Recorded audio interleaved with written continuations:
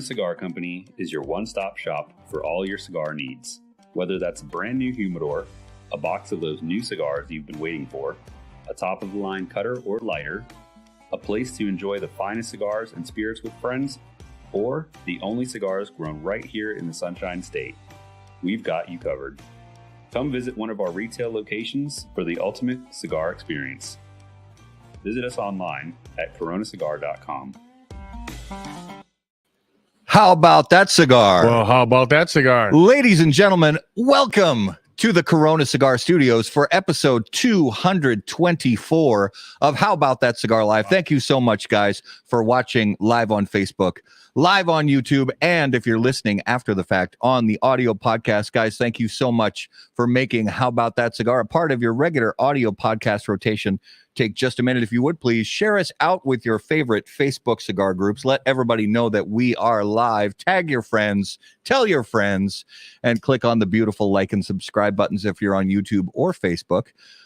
It is a beautiful, I'm trying to get out the words. It's a beautiful day here in Minnesota in the Corona Cigar Studios, but it's because it's not snowing. You have to look at it that way. It's not snowing, but oh man, it's just like the cold throes of winter are like have their fingers creeping around our necks. It's Minnesota. Winter's gonna happen. Spoiler alert. Yeah. But I dread it every year. Yeah. The older I get, I'm like the more I could. My bones need heat more. I'm crankier about it every year. Every year, I just can't take it. So let's get our super duper awesome, fantastic producer in here, Mr. Justin Extraordinaire. What's going on, guys?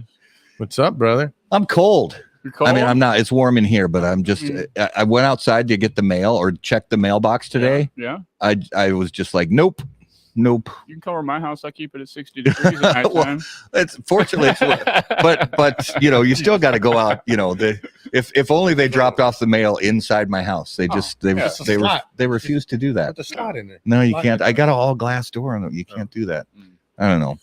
So, well, should we? Do we have to do this? We do. So, who do you want to start with, the bad or the good? The bad, the Jets. Bad. Dude, what the freak is going on with them? Well, they're terrible. I mean, is there a word worse than terrible? Well, there are, but it's up to you if you want to use those words. Is that why you got Vikings colors on today? I just thought I'd show off my new How About That Cigar shirt. Looking good. I like those colors on you. Yeah. Thank you. Yeah. Oh, you like the? I like the Viking purple on the purple and gold. Yeah. Looks good. The green did look good last week, but the green and white, that is. So Thanksgiving Day, I still can't get over the fact that Green Bay won the game. I was expecting like a 31-13 blowout by not only did they win by the Lions, they actually look solid. They looked really good. The defense was incredible. I caught that game and I thought they looked really good. That's saying a lot. I was like, is that the same Green Bay that's been playing all year? What's going on here? I mean, I loved it, but it makes you nervous because you're like, why can't they do this all year round? Are they going to be able to keep this going? Right. I mean, because it gives you hope. It's like, okay, you guys, you have the talent to execute this, right? And to beat a team as good as Detroit is, because Detroit is really good this season. So it just makes me nervous. So I'd like to say this. I'd like to use a little Stephen A. How he feels about the Cowboys. So I want Green Bay, the last game, they need to win to go into playoffs, and they lose on a last-second field goal and don't make the playoffs. The Packers lose? Yeah. No. Yeah, that's what's going to happen. They're going to need the last game to win the last game, and they will miss the field goal for the loss. No, that's not going to happen. He's calling it. Telling you. You guys going to put a wager on that right now in front of everybody or what? Our other wager's doing real good. Our weight loss. Our weight loss wager. We're both losing or gaining, whatever you want to call it. I'm losing enough for both of you. So. You got to eat. So all right, and because when it comes to football, I'm a diehard Green Bay Packers fan. When it comes to all other sports, I follow and root for Minnesota teams. The Minnesota Wild fired their head coach today. And their GM and the guy that cleans the No, it wasn't office. the GM. It was the head coach and one of the assistants. Oh, okay. And so Dean Evanson, who was the winningest coach in the history of the Minnesota Wild, got fired today. That's weird. Well, we lost 7 in a row. This season's been terrible. Yeah. And the fact that they were so lackluster in the playoffs last season, it's like, what are you gonna do? Time to go. And every coach and somebody, friend of the show and friend locally commented when I posted that today, saying, he's the winningest coach in wild history. You gotta, the players have to execute. And I agree. And I am 100% about that. That I'm not on the coach train where it's all about the coaching, but every coach pretty much in history who's been super, awesome. They always, when they go downhill, it's fast and hard. They either retire before it gets too bad or they get fired. It's happened to the best coaches in history, and it happened to Dean. So yes, Tom D. Patriots are they're not getting the first round. Belichick's going to get fired, or he's going to retire or get traded. You heard it first. San Diego. Yeah. He's calling it out. He's got all kinds of call outs tonight. Man. Or maybe he'll go to Chicago Bears. The Vikings tied it up. It's 3-3 at halftime. 3-3 at halftime. What an exciting game. What an exciting game. At least they can hit those field goals, huh? Well, yeah. Who knows? They might have missed a couple. All right. And this evening, before we bring on our special guest, we have our mystery whiskey of the evening that Raul brought to me. What's this week, Raul? Tennessee. Say it. Bourbon. Tennessee bourbon. So I poured it. Which one is it? Is it whiskey or bourbon? It's a bourbon whiskey. Oh, okay. You can have bourbon. I don't know the difference. We don't drink. We don't know the difference. It doesn't have to be made in Kentucky to be bourbon. Oh, okay. It has to be made in the United States. I know that one from last week. And it has to follow other certain rules, but it smells really good. Sweet, tasty. What's the velocity or viscosity of it? Oh, that's good. That's very good. That's how I do. Yeah, it's not too boozy.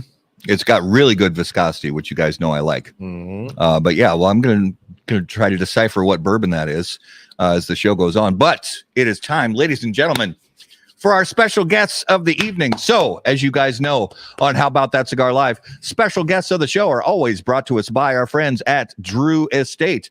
And they originally introduced Chateau Real in 2007. Not long after that launch, this cigar brand mysteriously disappeared. And the story became that only of folklore, legend, and even controversy. Now, Chateau Real makes a triumphant return exclusively at Drew Diplomat Digital Retailers, a luxurious blend crafted to highlight the cigar's Connecticut shade forward flavor. Its balanced blend of well-aged Nicaraguan binder and filler tobaccos are wrapped in a beautiful Connecticut shade wrapper leaf. This cigar is available in Robusto, Toro, and Churchill only at Drew Diplomat online premium cigar retailers, and it is presented in 20-count boxes. For more information, please visit drewestate.com. All right. I'm going to have to try that with a cup of coffee. Oh, I had the Chateau Real back in the day. It was a great cigar, so I'm excited to try the new one because I'm hoping it's as good as it used to be. All right, ladies and gentlemen, if you would please put your hands together and welcome to episode 224 of How About That Cigar Live from Lovely Cigars, Mike and Keith. Welcome to the show. Hey guys. Hey, what's happening, guys?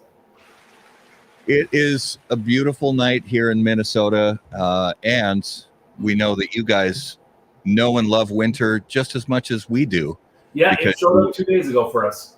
You are coming to us live from the beautiful city of Green Bay, Wisconsin. Green Bay, Wisconsin. Go Pack, go.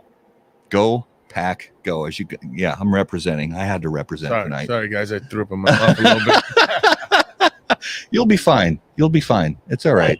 Oh, this Green Bay Packer love here. As soon as our table scraps get his leg back in order, he's going to start winning for you guys.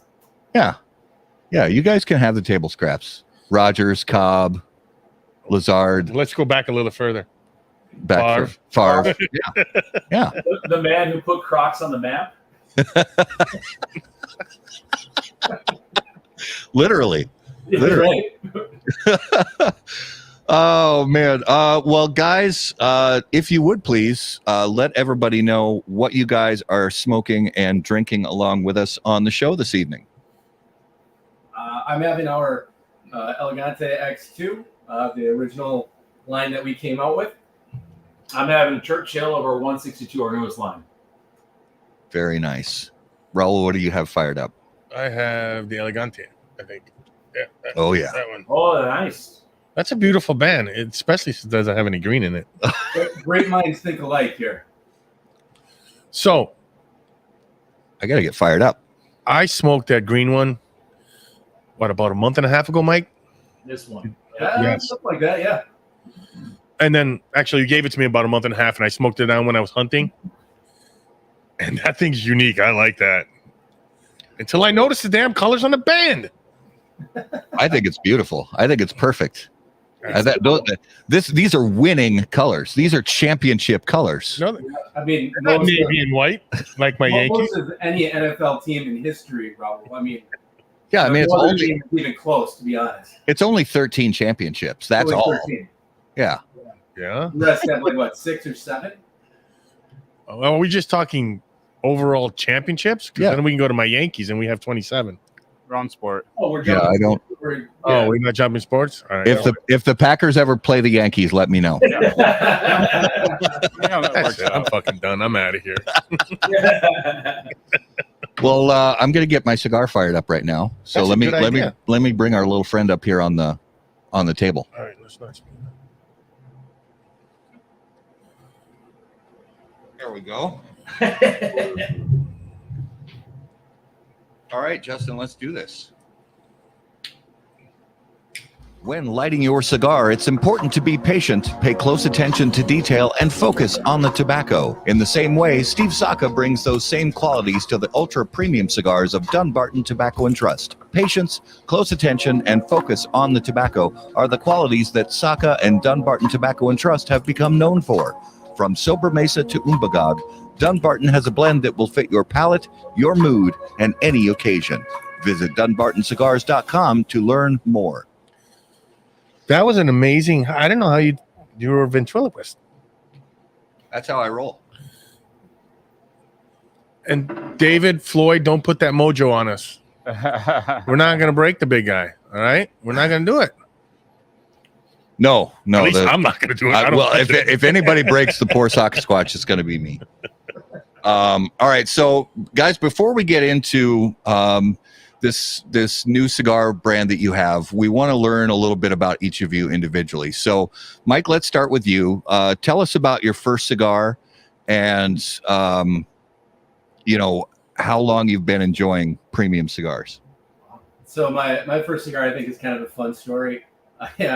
When I was about 12 years old, I found this old tin, and they were It's a Boy cigars that were in a round tin with a twist-off lid, and they were the cigars that my dad handed out when I was born. Wow. Not humidified. They were not well kept. They were dry. They were awful. But I snuck it, went outside around the back. I lived out in the country and smoked that cigar, and came in the house and turned green. So from there, it was. That was the first cigar I smoked. That was the first time that I tried a cigar. And then down the road, went out with some guys. We had some, we were having a bachelor party, and we stopped at a cigar shop, and we ended up staying there for the rest of the night. And that was the first time that I really got into premium cigars, and it was a Fuente that kind of brought me into the world of like, oh, this is really nice. This is not what I remembered from when I was a kid and what I stole from my parents and tried smoking out in the back. So, ever since then, I've been on kind of this mission to find really good cigars and find out what I enjoy. Nice. And Keith, what about your first cigar experience? I don't remember it. I don't remember my first. I remember. So me and Mike have been friends for a couple decades. And he started a cigar lounge in Green Bay, like 16 years ago? Yeah, 16, 17 years ago. And I showed up at his lounge on opening night to support my buddy. And I think that was probably my first dabble into good cigars. And and I like wasn't like an everyday smoker, but I'd show up, play poker or something at the lounge. I think I just got into it just from hanging around you. What, like 16, 17 years ago? Yeah. Okay. Yeah. So, but like my first one, like as you asked that question, like, oh, sheesh, I don't know. I guess I can't remember. Like, I can't remember a time when I would answer the question. I don't smoke cigars, but I also don't like know when that turn happened in my life where it became like such a prominent hobby of mine. Okay. Well, and I want to know a little bit. Sorry, I want to know a little bit too about how you, Mike, and Keith, and then the third gentleman as part of Lovely Cigars, Dylan, how you guys know each other and what got you to get together, as a trio and start this company. You answer that one. I guess we have a history of overcoming obstacles in our lives, and through that, we found each other and worked through some issues, and we've known each other for. That's such a vague. I don't know. That's such a vague. Truthfully, I don't drink. I used to have a problem with drinking, and the Same here. The state some 21 years ago suggested that I go on a sabbatical for an extended period of time. Okay.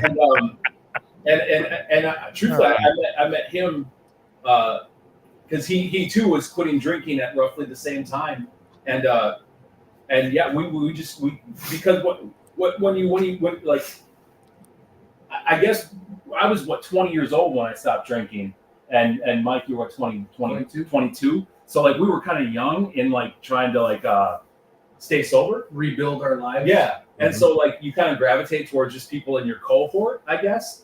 And I guess just from no other options, right? We were like, hey, you want to be friends? We should hang out. We should hang out. It's like we're the only ones in our 20s here. And then and our third owner, Dylan, he also doesn't drink, and we met the same sort of circumstances. Okay. Nice. Well, as you look at, the world of premium cigars, for those of us who have been enjoying premium cigars for a long time, we know that over the years, there's been all kinds of different things happening in the industry, whether it's taxes, whether it's, the FDA, all kinds of stuff going on. So when you look at a product category that has really had ups and downs over the last few years, there's some people who really admire and appreciate guys who have the fortitude to step up and say, this is something we enjoy and love and want to spread in the community. Yeah. So what made you guys sit down as the three of you and say, let's start a brand new cigar company? In Green Bay, Wisconsin. Yeah. In Green Bay, Wisconsin, of all places. It's a thoroughbred of cigar rollers. Oh, yeah. I mean, when you think of Green Bay, Wisconsin, you think hand-rolled premium cigars, but there is actually a great history. But there is a large history, and I guess we'll probably talk about that later on in the show. But it was right before COVID, and then during COVID in particular, we would just get together and have cigars. Like we were doing that for years, just getting together maybe once a week or something, and just to catch up, not really to like talk about a cigar business or anything, but to just hang out with your friends. And and during COVID, we I don't know. People say fortitude, or I like to say it's kind of stupidity. Yeah. Like we. I think they often go hand in hand. Yeah. They have for me in my life, at least. When I had the cigar shop, the cigar shop's still running. I'm just not a part of it anymore. But when I was part of the cigar shop, it was always a dream. And I looked at doing it with a couple other people, and we tried to come up with a whole idea, and it didn't go anywhere. And it was something that once I was out of the cigar shop, I still used to say it's like being in Pimp Game. Every time we talked about it, my eyes would light up, and I started talking more about it. And so I was like, I got this idea. We could do this. It wouldn't. We could start out small. We could see if we could get people behind us, and people liking our flavor profiles and what we like. And that was really kind of the basis of like, maybe we could try this, you know, and you know, let's see what we can do. And, you know, we're not rich guys that have, you know, tons of money. We're just trying to do something that we really enjoy together. The pitch was, we were having a cigar in my backyard, and it was even so weird. Like we were like 6 feet apart, and like in our lawn chairs at the time, and I think a lot of people picked up hobbies during quarantine and during COVID and stuff. And I went to Mike and I'm like, you know, this year I was thinking about start a entrepreneurial business. And Mike is a serial entrepreneur. He's a guy that just starts businesses, and so I pitched it to him. I'm like, I'm thinking about doing that because like he always had like I always like looked up to his business savvy when it came to that. And then Mike came back. He was like, I was thinking about doing the same thing, but I was thinking about starting a cigar line. And like I was sitting there with the cigar line, and I was like, do people do that? do people do that? And yeah, so there's the part of the naivety, the stupidity of like, well, why couldn't we? Yeah. If somebody else did it, why can't we? Why couldn't we? And yeah. It was like kind of like why does a bumblebee fly? Right? They're not supposed to fly based on their weight and wing size, but no one ever told the bumblebee they couldn't fly, so they do. And that was kind of how we were with the cigar. Like no one told us that we couldn't. And step by step along the process, it kept making sense and kept working. Nice. I got a question. Yeah. Can we backtrack a little bit, guys? If you don't mind, can we go back to your sobriety? Sure. And do you guys find that I've been sober for a couple of days too now, 26 years or something like that. Yeah. You guys been too. Do you find there's a certain camaraderie around the cigars that from the group that doesn't drink? You know what I mean? Do you find more friends of Bill in your surrounding area that doesn't drink and they smoke more cigars? I think there's a certain amount, you know, and probably when you take away something that ends up being so consuming in your life, you got to find some other passions to fill up part of that hole. So I would say that it's something that a lot of people probably gravitate towards. And like for me, I and you're the same. I was a kind of a rotten person. Like I didn't do a lot of really good things. I had a lot of really bad attributes and bad character attributes and flaws. And as I just took care of the drinking and the drugs, and then started just becoming a better person, and my faith in God and everything. And as that grew, my faith grew. The drinking, I don't really think too much about it. You know, like when I'm in a cigar lounge just talking to people, that's almost never like brought up at all. It's never like a huge, oh, you're not drinking? Well, why? My life is, I've just progressed to a point where it's just kind of like a footnote now in my timeline, in my story. But I'll tell you, when I'm out and about and I run into another person that also is choosing to live a sober life, there is a camaraderie about it. And but I don't know if I'd honestly say it's any more stronger in the cigar circle as opposed to any other circle that you go about. Okay. Yeah. Well, curiously enough, you know, when new cigar companies start, and there have been a number of new cigar companies over the last few years even, you know, there's one of the things I'm always interested about is the name of the cigar company, where the name came from. But I know this is actually a brand that was around a long time ago. So did you guys, was it originally like, okay, we're going to resurrect this brand, or did you have ideas, maybe we'll name it something else? How did that all come to be? So I found, I like going to antique shops and, you know, doing history. I just like digging into old stuff. You know, I think all three of us really do. But this is one thing that I found. This is the original box. I got it here just to show you guys. So you see that well? Yeah, that's beautiful. So, yeah, so I found this in an antique shop, and when I opened it, you know, I was like pulling through all these old boxes, and I opened it, and it was just like, you know, like Pulp Fiction, where they're opening up the briefcase and like that. Oh, the light shines out. Yeah. That's kind of how it felt. I was all like, wow, it's just like I couldn't believe what I saw. And it said, Green Bay, Wisconsin. And, that was kind of the idea. It was like, there's such a cool history that's was here that nobody knows about. We could, and I just love the name Lovely for a Cigar. I think it rolls off the tongue. It's easy to remember.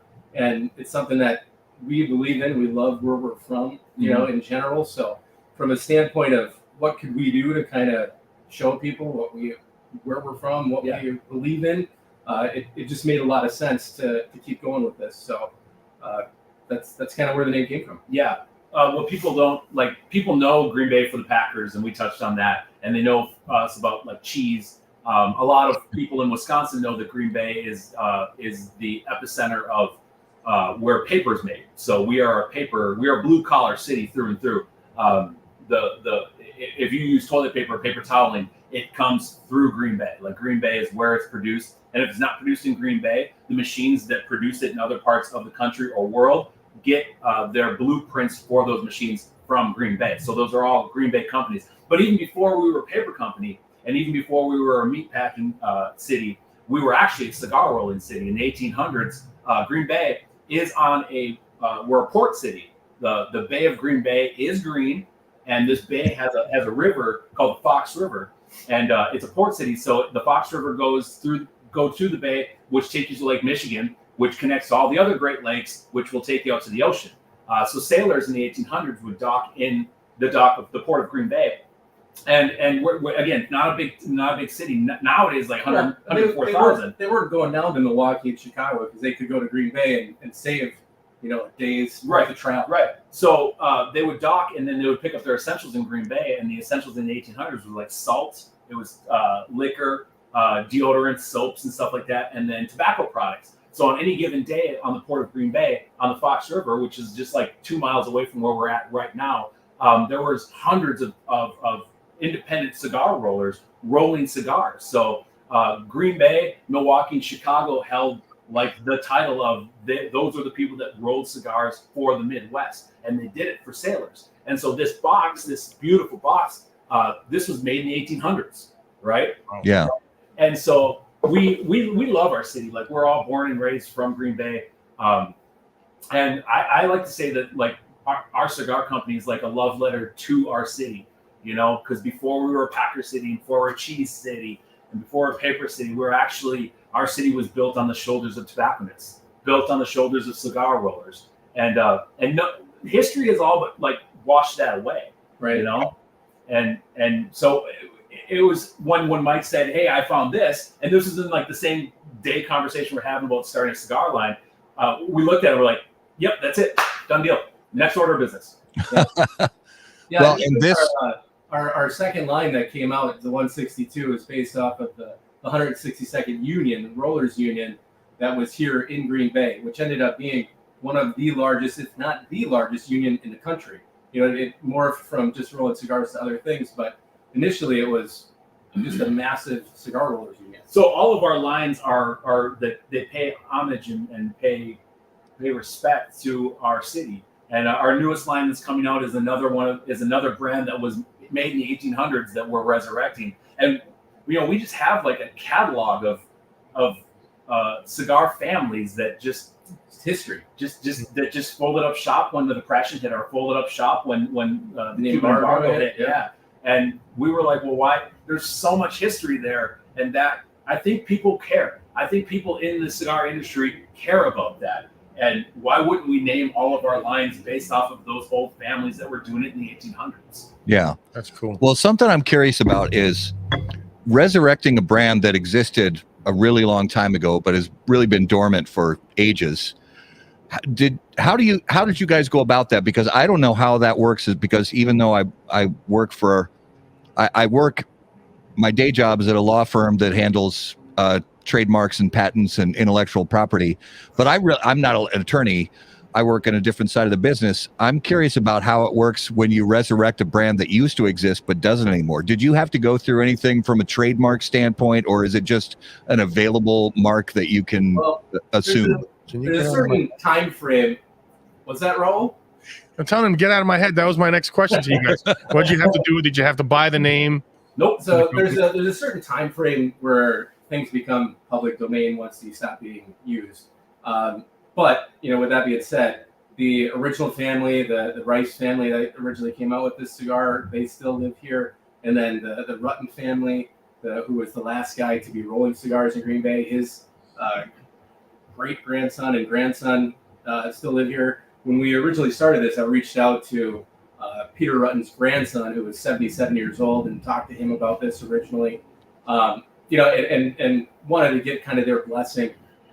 Like you said, we didn't really have to do that kind of stuff, but we wanted to talk with them and learn more of the history. And since then, his grandson's passed on, and I've spoken to his son. So it's something that we wanted to be conscious of, and it's we don't want to steal something. Right. That's not ours. Legality speaking, it was like the rough of it is we didn't really have to do it because there wasn't a copyright on it. But we wanted to do it because if you're doing something to promote how beautiful your city's history is, you want the people that were in it to be a part of it, or to at least give your blessing. And when we pitched it to them, they were like, "Do it, yeah, that's really cool." Nice. And so we have since trademarked and copyright and everything, right? But yeah, all of these things, the patents on them died in the 30s. Okay. Yeah, it depends, and like the laws changed over the years, but after it's like 70 some odd years or something like that, if it's not in use, it becomes public domain. It's like Coca-Cola. They're still using their logo, the same Coca-Cola logo that they've been using for 100 years, and if they stop using it, after a while, it becomes public domain. Yeah. Okay. Well, I got to say, I'm really enjoying this cigar. This is the number 162 Corona Gorda, which everybody knows Corona Gorda is the best size of cigar in the world. I love it. We talked about sizes. I'm like, I don't like these giant ring gauges. I love the smaller ring gauges, and that's my favorite size cigar. Well, I'm curious to have you tell us and our viewers about the blend specifically. So the number 162 and the Elegante and the other stuff. Tell us a little bit about the blends and how you guys went through the blending process. Yeah, that's an interesting COVID story. So the both cigars have Ecuadorian Habano wrappers. The X2 has a San Andreas Mexican binder. The 162 has a Sumatran binder. And they both have all Nicaraguan fillers from Jalapa, Cadega, Esteli, and Ometepe. So similar cigars. That binder definitely makes a difference. Adds some different flavor from the X2 to the 162. And how it started was, we were getting into this pre-COVID. Like we were actually going to fly down. Dylan and I were going to fly down to Nicaragua. We had plane tickets, and COVID hit. And then we're like, we could probably still go. Like it's not a big deal. COVID's not real. That's not real. That's what we thought at first. We're like, it's not a big deal. And then they shut the flights down like 2 or 3 days before our plane was supposed to leave. So we almost got stuck down in Nicaragua, which wouldn't have been terrible, but it would have been great. So then through that, it ended up being where we're talking to our factory and we're saying, this is what we want to get out of the cigar. It wasn't like we need this region or we need this tobacco. It was more like we want to have something on the front end that gets you to notice, like, hey, I'm smoking a cigar. We wanted to have some complexity. We wanted it to change throughout, and so that just was this journey of, saying, all right, we like the start of this one, we like the end of this one, we like the middle of this one, and then send us some new samples. And it took like 9 months of a long time, 9 or 10 months of just back and forth. And then finally we got to this X2, and we both, we smoked the cigar, and then the next day we were talking, and it's like, I just want to smoke that cigar again. Like, I just want to have that cigar now. And that was really when we were like, all right, this is what we're going to ride with. Well, we all three of us are, we smoke, we have different preferences, like very different preferences on what like our preferred cigar is. Okay. And so when we started this, I remember we had a little notebook paper, and I think you said, Mike, you're like, write down like the 3 things you want in your perfect cigar. And then we all did that. And so like myself, I wanted a cigar that had like a pepper in the front. Like I like the spiciness in the front, and I wanted a cigar that made a ton of smoke. For me, like when I smoke a cigar and it produces a ton of thick smoke, for me that's like the symbol of success, right? Like, and I wanted my draw to be really easy. I have a hard time enjoying a cigar that takes a lot to keep lit or to draw. I work my butt off, and I say this a lot. I work my butt off like in my 9 to 5, and like I just don't want to work when I have a cigar. No. And then Mike had his different criteria. Dylan had his different criteria, and consistency is a big deal. And so when we got samples back, and we told the factory what we wanted and what we wanted it to taste like, and we would get samples in, and they like wouldn't check the boxes, right? And so on our first line, the Elegante, that was the first one that we all sat there and we were speechless. Like we were like trying to smoke like we're smoking, trying to find something wrong to write down. And that was the first one that was like, it checked all the boxes on all of our different palettes. Nice. So 2 things real quick. One, you can tell how motivated and eager Matt is tonight because you guys are from Green Bay. He's on fire. Also, we usually save this towards the end of the show, but we've had 2 different guys ask where they can find Lovely Cigars. So, I mean, if you look online, we have a list of all of our current shops. So a lot of them ship direct to consumer. We don't sell direct to consumer because we want to support the shops as much as possible. You know, me having the background of having a shop, I know how important it is for, people not to undercut, shops. Mm-hmm. So for us, we want to encourage that. We want to encourage those relationships. We want to encourage you to go to your local shops. So if you don't have somebody nearby, look them up on our website. Yeah. You can reach out to them. Mm-hmm. But even better is, send a message to us or to your current shop and let them know that you'd be interested in buying those cigars from that shop, and we'll reach out to them and we'll see if we can work with them. Yeah, and I was looking at your website. It was down when I looked yesterday. I think it was still it's down. You may want to contact your webmaster. There's a just I'm getting the same result. So as far as and you may have said this, and I apologize if I didn't hear it, but are there any that you know of retailers who have an online presence where somebody from far away can order online? Riverside Cigars in southern Indiana. I know they sell a ton of our stuff. They sell it online. Really great partners with us. So I mean, there's several that are on there that you can reach out to. So, but yeah, Riverside, give them Google them and talk to Hunter there, and he'll hook you up. Very nice. Well, that's weird. So if you go to lovelycigars.com, it works, but Google just shut us down for a second. Oh, no worries. It's all good. Yeah, it's there. That's weird. So if you go direct. Yeah, lovelycigars.com, but why this is breaking news. Breaking news here on How About That Cigar Live. Mike, Brody just reached out and said reach out to his local cigar. He's got some influence down there, so might get you in a shop down in Louisiana. Well, jump on our website, lovelycigars.com, and send us a message on there. We'll get it. We'll reach out to him right away. Got that, Brody? Very cool. Well, one of the things I've always been curious about for anybody who starts a brand is even having experience on the retail side and having an opportunity to get to know people in the cigar industry and build some relationships in the cigar industry. There's a lot to choose from in Central America as far as cigar factories. And, when you're building a brand and working out a factory partnership, how did you guys go about choosing where you were going to have the cigars made and what led you to that decision? Well, we tried a few different factories. We talked to a handful of different people. Some of the bigger names that we don't need to talk about said no, thank you. And what ended up happening is I reached out to an old contact of mine, Dave Lampert. You might know him. He used to be the Rocky Patel rep for this area.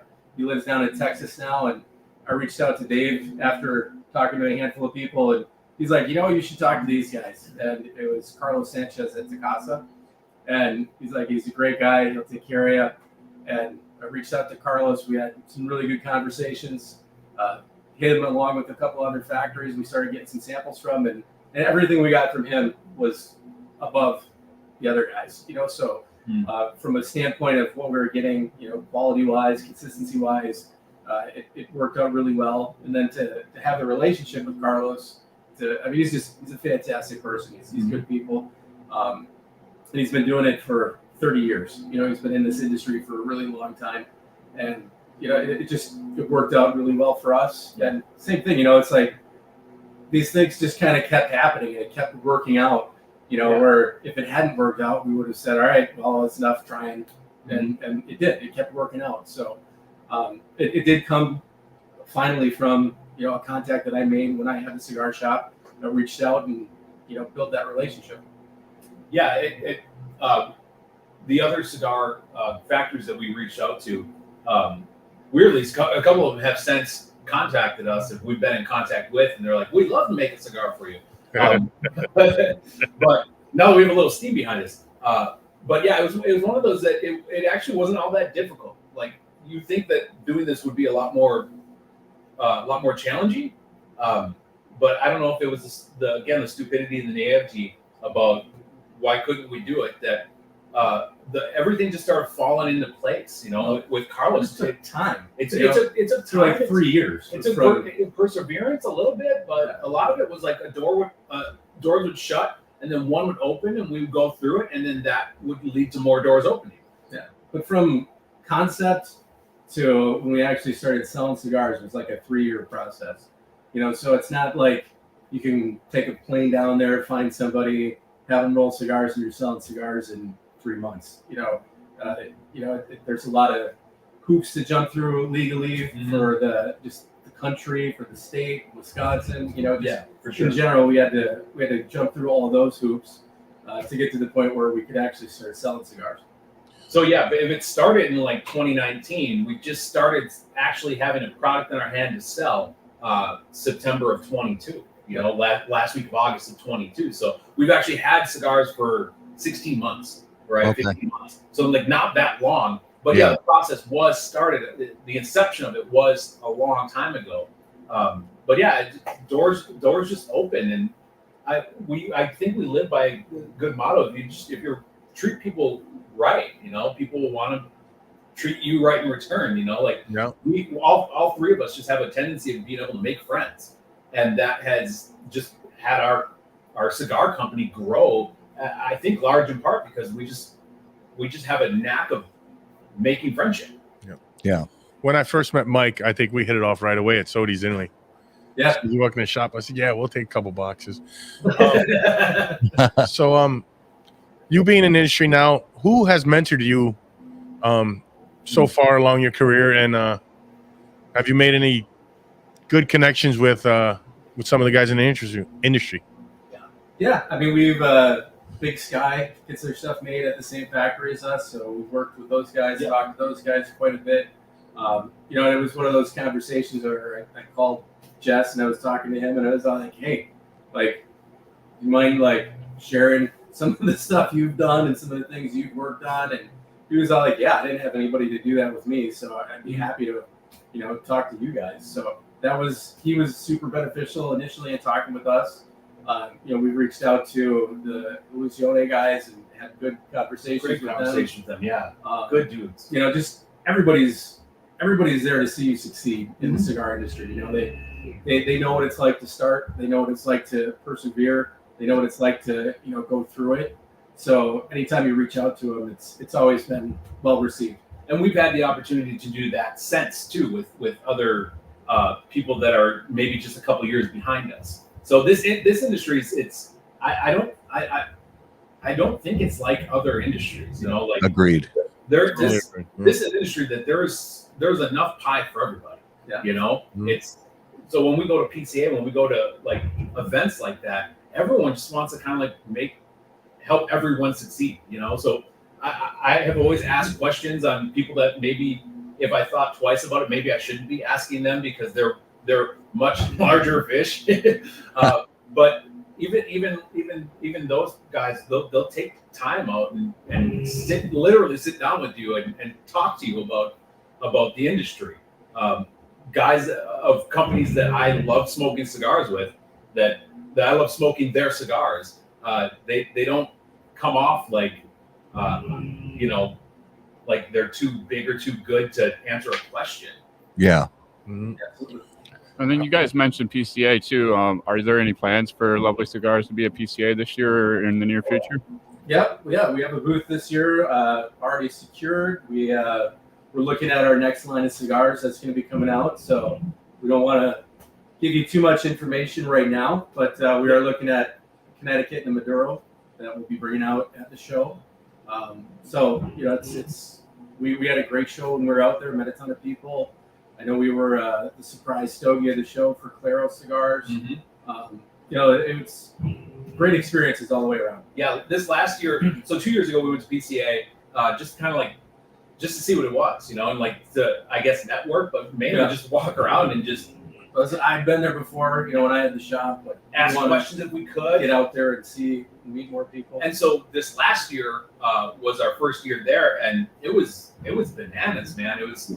I mean, some of those days we had 3 owners there, and then we had a sales rep with us. And at one point, we were getting interviewed by 3 different publications while people are buying our cigars, and it was unreal. And so yes, we will be a PCA in March, and yeah, it's a fun weekend. Oh yeah, absolutely. Hey Mike, what lessons did you learn when you were at the shop that's helped you through this whole process? I think some of the lessons that I've learned, were some of the bigger companies that were out there when we first opened our doors. And then that's kind of when the internet started really picking up and getting bigger. So I saw some shops that were starting to really get some steam and really get some momentum. And then those shops, or I should say shops with those brands, all started selling online. And when they started selling online, they started undercutting all the shops, and that was really disappointing for me as a shop owner because, we couldn't really carry their cigars anymore because people would smoke 1 or 2 of their cigars, and then they would go online and they buy them for $3 less a stick, So for me, that was a huge learning point, and to say, as we grow, we want to support everybody. We want to make sure that we have inventory for the shops. We want to make sure that when people call us, we respond and we get back to them. Those just basic customer service that a lot of places they get too busy, or I don't know what the reason is, but a lot of people stop doing those things. So, good business sense came from, kind of getting beat up a little bit on the retail side. So for us to not have those mistakes, that's, I think, huge in our growth. Well, and I applaud the fact that you're not selling direct to consumer. I've seen some brands do that. I really don't agree with it. Everybody can do whatever they want to do, but I just think from a standpoint of, if you're going to have a brand and you want to actually be able to support your retail partners, then selling direct to consumer yourselves is kind of an end around, and I applaud you guys for that. Yeah. Well, here, let me throw this out there as a question for you guys. This is something I thought of. So if we were ever looking to do that, my thought was what we would do is we'd find out, like, say, Illinois, for example, they've got like 40 some odd percent or 60% tax off of wholesale. So their cigars there cost $3 more a stick than they do in, Pennsylvania or Florida, right? So if we were to sell online, my thought is we would sell for 10% higher than what our highest retail partner was selling for. Because, just like the guys that were messaging us saying, hey, where can I find these? Like, say, hey, you can buy them from us. They're not going to be cheaper than what you're going to be able to buy in a store. Mm-hmm. But, until we're in the store near you, this is an option. I don't know if that's a good idea or not, but that's something that we've talked about in our meetings. Yeah, I'll be honest, it's tricky. I can't say. I don't either. I don't know. Yeah, somebody who's only worked in retail. I haven't owned a retail shop before, and only done the media side of things in cigars. It's hard to say, really. I know if you stick with shops, at least in the beginning, you'll create that loyalty, and they will. A lot of shops will tear down the walls for you, and that's just showing love to them. Yeah. Brick and mortar. Or maybe have like a store locator on your site, that can direct them to other stores that they can purchase them from too, if that's not already a thing, Yeah, and that's really the direction we're going. It's just I'm always trying to come up with ideas and ways to do things. So it's something we've thought about, talked about. I just want to get some feedback, so I appreciate it. One other thing I had that's not really cigar related. Excuse me. We're in the holiday season now, what people call the holiday season, at least here in the States. Thanksgiving's just over. We're coming headlong into the Christmas season, like it or not. So I'm always curious about people's holiday traditions, because some people have some non-traditional holiday traditions, in their families. So do each of you have an example of something that your family does either for Thanksgiving or Christmas or New Year's that's maybe a little different than some other families do it? Well, our kids are older now, so our youngest is 16. So what we do at this point is we do Chinese food at a movie on Christmas Eve or Christmas Day. Cool. So it's we don't do like a ton of gifts and stuff anymore. We're kind of beyond that, and we just do something fun that we could all enjoy. And we've been doing that for a few years now, and everybody loves it. It's a lot of fun, and so I guess that's one of the things we do that's a little different.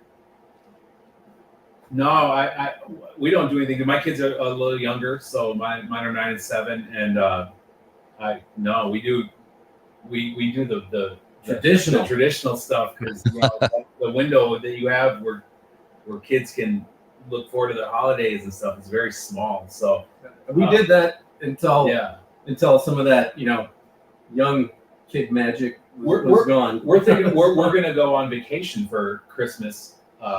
The day after Christmas, we asked the kids if they wanted to do it's because my kids get like they have aunts and uncles and grandmas and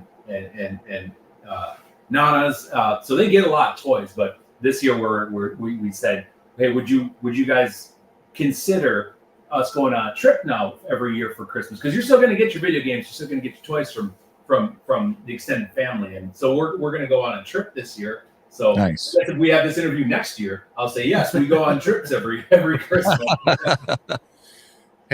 Hey Keith, can you talk to Mike about his artwork? He's got one little tattoo on his arm.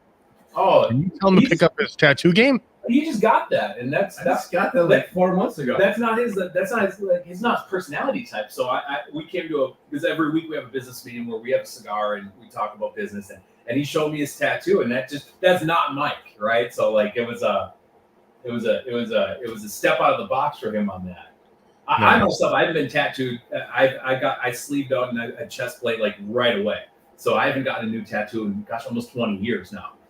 But Mike, this is just step through the old threshold of getting tattoos. It's a slippery slope, brother. Yeah. It's a slippery slope. I know. I already want to expand on what I got. So we'll see where that goes. It's very addicting. Yeah. Very addicting. Yeah. So let's check in on the cigars. I got to say I am really enjoying this cigar. I'm going to hold it up again to the camera. I'm really enjoying this cigar right here. And it's so unique, isn't it? I love the fact, first of all, and you guys mentioned this, I love the fact that it's got a great draw. The draw is open, but it's not like too open. Tons of smoke output. And I love the fact that there's a lot of pepper, but there is so much sweetness too that I get out of this cigar. That's just like this natural, like aged tobacco sweetness. And I love Sumatra tobacco because I always feel like I get this kind of like Coca-Cola kind of vibe from Sumatra tobacco. I love that. And I'm getting a ton of that from this one. But I also love the fact that the retrohale kind of pops on the nostrils and it wakes you up a little bit. I love that. So Justin, you're smoking the same thing. What do you think of it? I'm already done with it. Hey, wow, power smoke. I already finised it. Power smoke. What'd you think of it? It was great. Yeah, it was good. I like some. Yeah, that Ometepe leaf in there adds some dimension. When we were just down in Nicaragua, we were down there in the fields and Carlos has fields all over Ometepe, so it's one of those things where not everybody has access to that, and it's something that's in all of our cigars. Nice. What about you're smoking the Elegante, correct? Yeah. I've smoked this before. This was the original. I've smoked a few of these. Yeah, you and I like that. it. I do. I like it with coffee in the morning. Yeah. I like both our lines with coffee. Yeah. Well, and one of the things that we talked about when we were originally looking at this is, we wanted something that's going to hit the guys that are, educated smokers, and it's also going to hit the guys that are newer smokers. So it's a medium in strength, but it's got a lot of flavor. So it's got a lot that you can work with, in it. So it can stand up and be kind of that one cigar you're going to have at the end of the night, or it can be something you're going to have earlier on in the day with a cup of coffee, and you can have another cigar afterwards. So it doesn't burn out your palate. And really, that's there's a lot of good cigars out there that have, after smoking them, I don't want to have another cigar right away. But what we wanted to do is create stuff where, like, if I want to have another cigar, I can light up another cigar. Yeah. So I see you twirling that thing around. So this whiskey, I really do enjoy this whiskey a lot. You're going to be so surprised what it is. But I'm very confused by the fact that it's a Tennessee whiskey, but it's a Tennessee bourbon, and I am very confused because I'm thinking of, Tennessee whiskey, you think of Jack Daniels, but Tennessee and bourbon, because Jack Daniels is not necessarily a bourbon, but you think of bourbons from the state of Tennessee, I'm thinking like Heaven's Door, Bibb and Tucker. Nope. Dickel has a Tennessee bourbon. Nope. I'm going to be fair and tell you're not going to guess it. Oh, well then hit me with it. It's another Kirkland. It's another Kirkland? It's another Kirkland. Costco. Another Costco bourbon. Show us that on the screen. Costco. So it's another Kirkland. I tell you what, don't slip. If you enjoy fine spirits, of course, in moderation, with a fine cigar. Of course, in moderation, but buy your book at Kirkland. but buy the full drum at Kirkland. They really do have good selections. So that's two now you've tried them that you've liked. I have enjoyed. And they're roughly between $22 and $28. Yeah, the prices are good. Yeah. And they are actually standard size bottles. So there's that. All right, I think it's time. It's time. It is now time, ladies and gentlemen, for this week's Numero de los Muertos. And as always, Numero de los Muertos is brought to us by our friends at Smoke Inn.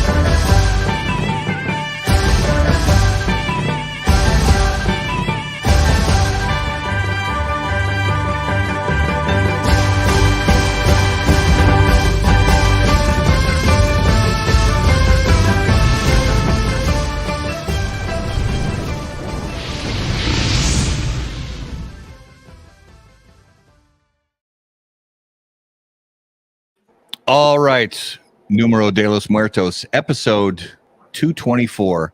Guys, this one's weird this week. I wouldn't expect anything less. I know. So if you guys go ahead. So yeah, you go ahead and tell them. So if you guys don't know how to play this little game of ours, is he finds a number of people that have been deceased, sometimes fictional, mostly real life. And it's like Easter egg hunt. We start picking out whether this or that or this and that, and we narrow it down and we figure it out. So you guys play 20 questions. I'm going to basically, we're looking for a cause of death. And these are always just weird, quirky, unusual. And we're looking for a cause of death. Fiction or fact?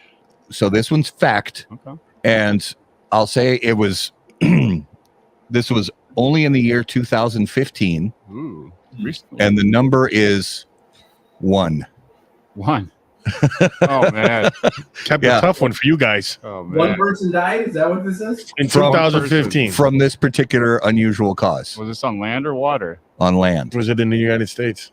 It was in the United States. Was it in Green Bay, Wisconsin? No, it was not. I'm sorry. It was not in the United States. Not in. Oh. Oh, you just threw us off. It was not in the United States. It was not in Green Bay, Wisconsin Okay. either. Did it involve a parasite of some sort? No parasites. Autos involved? Vehicles are not involved. Animals. Animals are not involved. What? Was it during a sporting event? Not that I'm aware of. Okay. 2015. Was it a man or a woman? It was a man. Man. So that opens the door to all kinds of dumb shit. That's pretty much Well, true. we Yeah. have- what country or what we got to figure out what. Yeah, where are we at? What I'll country? narrow it down to Europe for you. Europe. Okay. There's some weird shit going on in Europe. Did it involve drugs or drinking? Not directly. No. Fell in a stadium from Rich Jordan, our buddy. Fell in a stadium. No, it's not a stadium. Running of the bowl. Not running of the bulls. Animals are not involved. Okay. Accidental. No. No, That's okay. no. I'm gonna go with no on Yeah. that one. Was it civilian or military? Civilian. Hmm. Would the death certificate say natural causes and/or have a natural cause? No. Ooh, I like that. Very good question. That's a great. Nobody's ever asked that before. And I'm gonna hold on to that one. That's a great question. Okay.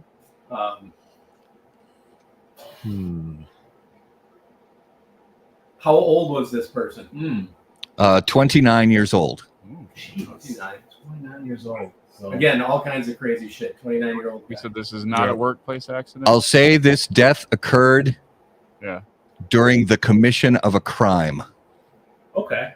Okay. So was the crime on this person, or was this person the person that did the This crime? the person who passed away was the perpetrator of the crime. Carjacking, got shot in the head. No. Falling. It did not involve falling. It involved a firearm. No, Stuck in a chimney? not stuck in a chimney. That's a good one. I got to hold on to that one for a future. For Christmas, maybe. Huh? Sporting event? Not a sporting event. Ooh. It's not a carjacking. Was this person pierced with something? Yes, Oh, Right. we're onto something. but not what you might think. In Yeah. 2015. So the T1000 is still in the running. Did this have something to do with like a sword or a spear? No weapons were involved. Or like Arnold said, a blunt object. It was so the death occurred due to a blunt object striking the victim in the head, but A baton from the cop. not a baton. No, nobody else was involved except the perpetrator. He hit himself in the head? Not exactly. No, So he didn't fall on something and hit his head. that's correct. He did not fall. Jousting. Did something fall on him? Something flew at him and hit him in the head. Oh, okay. Was it a high heel shoe? It was not a high heel shoe. What is it? A boomerang. Hitting something. No. Hitting something with a hammer and it rebounded. So I'm Was gonna it an air conditioner that fell out of a window? Ooh. no. This one's gonna. I want to just kind of Throwing a rock and it bounced off glass. no. I want to kind of give this one to you guys because it's just really out there. This one is like Stepped on a rake. super crazy. Not stepped on a rake or a boomerang So- or a brick. In 2015, a German man died on Christmas Day Ooh. after attempting to rob the money out of a condom machine by blowing it up. He was killed by rubbers? And a large chunk of this condom machine, after it exploded, flew at him and hit him in the head and killed him. Wow. And you're going to tell me that no other person died like that in 2015? Not on record, at least. I mean, it's. I'm not going to rule it out. Yeah, I mean, he got caught. But he got caught, but not. He got caught in the head by a big chunk of a condom machine. I mean, how much money was he planning on getting from that? I don't That's know. a good question. I mean, 2015. That's just being drunk in a bar, right? What goes through his head is like, oh, you know, I need some money. That kind Yeah. of What went through his head was a piece of the machine. yeah. Where did he get the explosive from? I mean, he had to have planned it out. Now I have hundreds of dollars worth of C4. Yeah. the C4. I mean, he spent more on the C4 Yeah. than he would have gotten out of the I machine. don't want to sell the C4 to make the money. I want to use the C4 to get like $15.78 out of that. Yeah.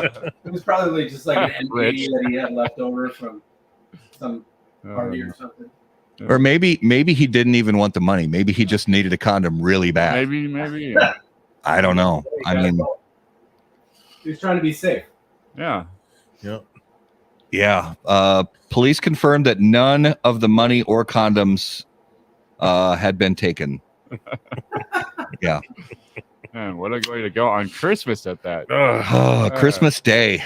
Christmas Day. What a way to go. Wow. What a way to go. Mhm. All right, guys. That was this week's Numero de los Muertos.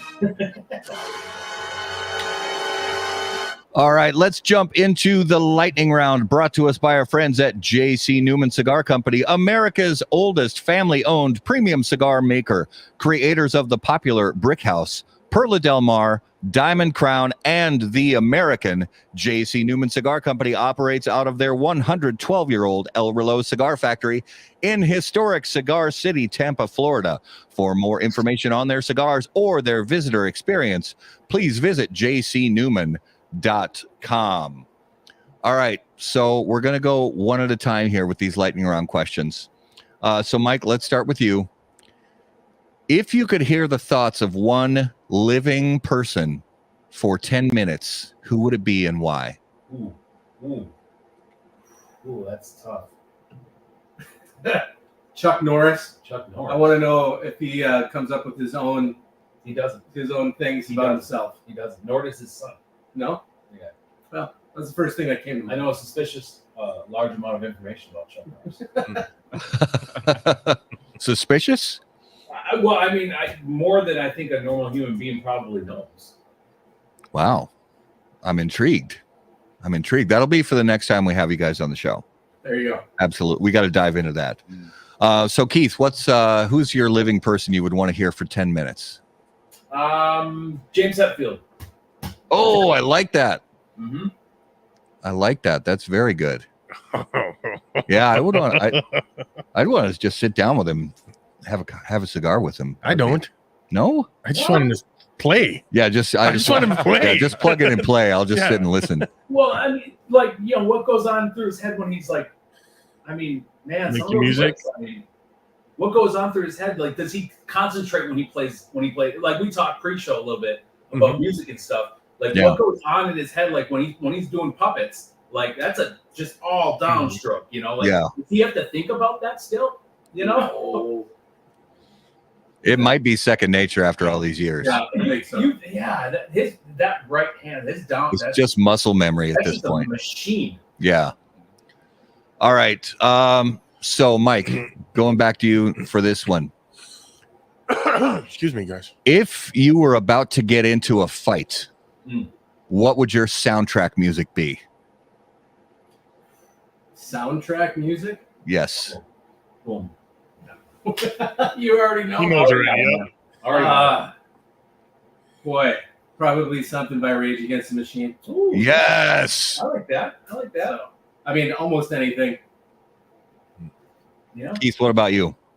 Well, it's obvious. This Metallica. one, it's an American classic. It would be the Heartbreak Kid Shawn Michaels theme song.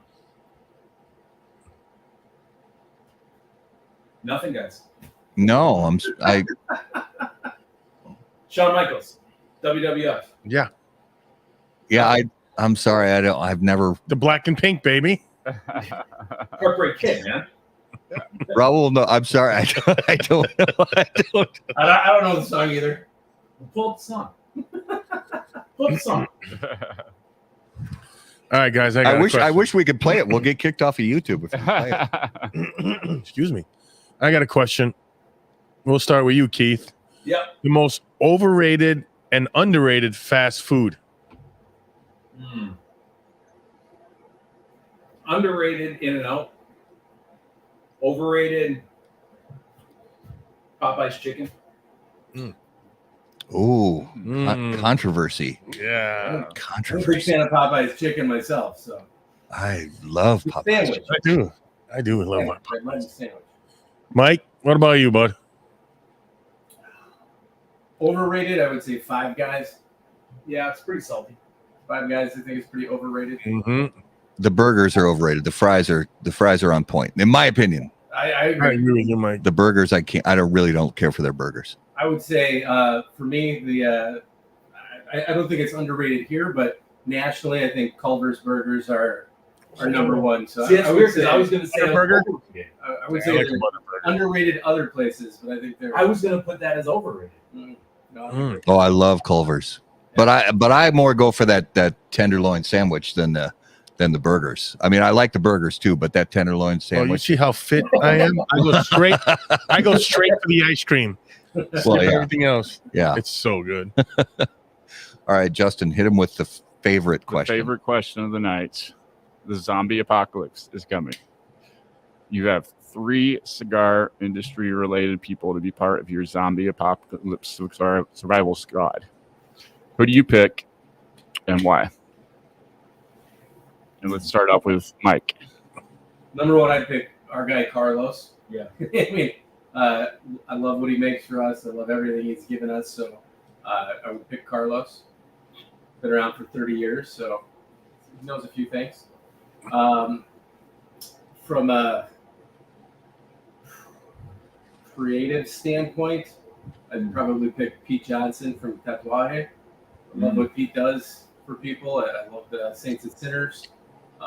He's done some really good stuff.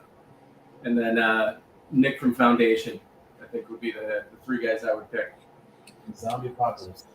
Excellent choices. Solid squad. Excellent He's choices. always good having your zombies when he's got all those monsters around him all the time. What about you, Keith? The Patel guys.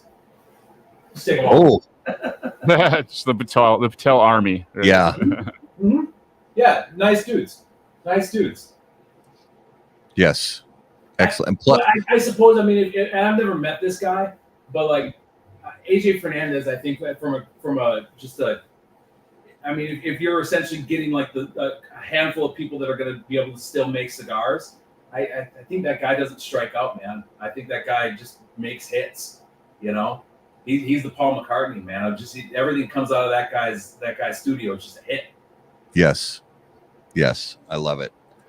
All right, let's jump into this week's notable smokables. Those are brought to us by Luciano Cigars, improving lives through fine cigars. Visit lucianocigars.com to learn more. Sorry, I closed one of my tabs that I shouldn't have closed, but it's okay. I remember it. I have it all memorized. Yeah, it's all in there. Yeah, it's all right. It's all right up here. So, guys, each week we each name a cigar that we smoked recently that was notable to us. Now, this could be a cigar that's been on the market for decades, but we just smoked it for the first time in a very long time. Or this could be a cigar that's brand new to the market that we smoked for the first time ever. Now, obviously, you're smoking mostly your own stuff, but if you ever get a chance to jump outside of your own cigar portfolio, what's something you've had recently that was notable to you? I really like the M81 Blackened cigar, Drew Estate. I really, really enjoy that one. This last year, I had it for the first time early this year, and I think it's a perfected Maduro. I think it's brilliant. That's a nice cigar, definitely. Triple Maduro. See, I would be in disagreement with that because I've smoked that cigar a few times and I've not enjoyed it. But that's the funny thing about our company is like we don't like the same cigars, right? Right. That we land on a blend that we're like, that's the one. It showcases so many, like me and him have such a varied taste. Yeah. And so, yeah. So this doesn't surprise me. For me, I really like the Olmec from Foundation. Oh, yeah. That cigar. Mm. I think that's it's just a winner. You know, that Robusto size that they have is phenomenal. Yeah, I like that cigar a lot. Do you like the Claro or the Maduro better? I like the Maduro a lot. Oh yeah, very nice cigar. Mhm. Very nice. Raul, what's yours? Mine is the Roma Craft Neanderthal H-Town Lancero. Oh yes, great Lancero. I loved all those H-Town Lanceros, and that Neanderthal just sings in the Lancero size. Really love it. Justin, what about you? I had a cigar that my fiance's dad gave me a couple months ago, and then I figured it was time to smoke it with him on Thanksgiving, so I busted it out. It was that Weller by Cohiba, actually. Oh yeah, what did you think of it? It's actually really enjoyable after Thanksgiving dinner and some bowling, and yeah, it was fun. Nice. Good cigar. Very cool. Yeah, I have one of those hanging out in the humidor somewhere. I haven't smoked it yet, though. Yeah. Probably time to get to that. Yeah. My notable this week was so for the last, I think, 3 years or 4 years, Postania Cigars has put out a War Bear, what they call the War Bear. And this year they did, of course, my favorite, the Corona Gorda. And box press Corona Gorda, barber pole, wrapper, really nice cigar. I got to say, even so, here's the weird thing is sometimes, you know, even if you have a favorite size, a blend will just speak better to you in a different size. I actually like the Toro from last year a little better. But yeah, the Corona Gorda, really, really nice cigar. I had one of those just this past week. And I really, really dig it. So that was this week's Notable Smokables, brought to us by Luciano Cigars. To find out more, please visit lucianocigars.com. All right, let's talk about some coming attractions that you will see soon on How About That Cigar Live. Those are brought to us by our friends at AJ Fernandez. Born and raised in Cuba, AJ Fernandez now produces unparalleled premium cigars in Esteli, Nicaragua. The AJ Fernandez portfolio of cigars provides blend strength and flavor profiles to match the preferences of any premium cigar consumer. Whether it's New World, Dios de Gloria, San Latano, Enclave, or Bellas Artes, you are sure to be satisfied with a premium cigar from AJ Fernandez. All right, so coming up on December 4th, we have our good friend Reinhard, who is also coming to us from Marifel Cigars, but also has a fantastic weekly show on Facebook, the Light 'em Up Lounge. Super cool guy. Cannot wait to have him on the show. And on December 11th, we have Ed Trevino, who is the VP of Sales for Luciano Cigars. And then closing out the year, this will be our last show of 2023, and that is our yearly show where we do a year in review. So right behind us here, we have the box of bands, the beautiful box that my wife built for us with our logo on the front, which you really can't see right now, but that's full of the bands. We're going to open that up like we always do. We're going to go through what we smoked a lot of this year, talk about some of the big notable news events from the cigar industry from 2023, and say thanks to all our great viewers for making it another great year. So guys, if you would please give our viewers and listeners an idea, where is the best place for them to keep up with everything going on with Lovely Cigars? Well, it was Lovely Cigars. It was an hour ago. It was. We're at lovely.cigars on Instagram, so that's the other place you can find out information about us. But we will have the website up and running again here soon. I was checking it during the show. I don't know. I don't know. I have to take a look at the. Yeah, Keith's our web guy. So I have to take a look at the hosting right when I get off here and figure out what the heck's going on. Well, it does. The cool thing is it does still work directly. If you just type in the address, and go to it, it works. But for right now, Google search results, they're showing up. But when you click on the search result, it hits nowhere. You guys, I guarantee you'll be able to figure that out. Yeah. Well, guys, thank you so much for being on the show. We really appreciate it. Congratulations on the startup of the new company. And we look forward to, to big things for you guys in the future. We cannot wait to see you at PCA in March, and if not sooner. And just keep up the good work, guys. Thank you. Make sure you save a couple minutes for us. What's that? Make sure that you save a couple minutes for us at PCA. We'll come see you. Yeah, absolutely. Thanks a lot, guys. We appreciate you. God bless. God bless, man. Well, viewers and listeners, guys, thank you so much for being the best part of How About That Cigar Live. We are so grateful that you spent some time with us tonight here on YouTube and on Facebook. And of course, if you're listening after the fact on the audio podcast, thank you so much for listening while you work out, drive down the road, whatever it is you do when you listen to your favorite audio podcast. We really appreciate you giving us some time. Take just a minute on all of our Facebook page and our YouTube channel and on TikTok. Yeah. All your favorite social media platforms, you will find us at HBT Cigar. If you have questions for any of us, you can email us directly on the website, howaboutthatcigar.com. And it's just been a great show, guys. Yeah. Thank you. Thanks a lot for joining us. We appreciate it. As always, guys, you know it. You love it. Until we see you next time, burn cigars. And not bridges. Thanks, guys.